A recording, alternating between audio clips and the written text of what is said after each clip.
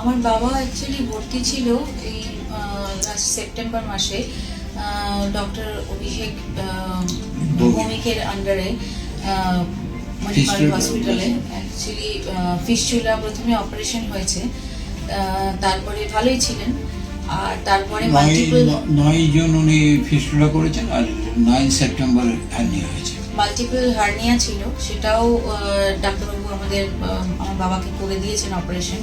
দুটোই খুব সাকসেসফুলি হয়েছে এবং আমি হাইলি স্যাটিসফাইড। আমরা হাইলি স্যাটিসফাইড। এবং ডক্টর ভৌমিকের উপর আমার খুব আস্থা জন্মেছে। আমি ওনার কাছে ভবিষ্যতে আমার প্রয়োজন তো আমি ওনার কাছে আসবোই। আমার চেনা জানা আমি ওনার কাছে পাঠাবো। আমার যতক্ষণ সরঞ্জাম কারণ চাই না, যতখানি পারি আমার দিক দিয়ে আমি একটু হেল্প করবার চেষ্টা করি।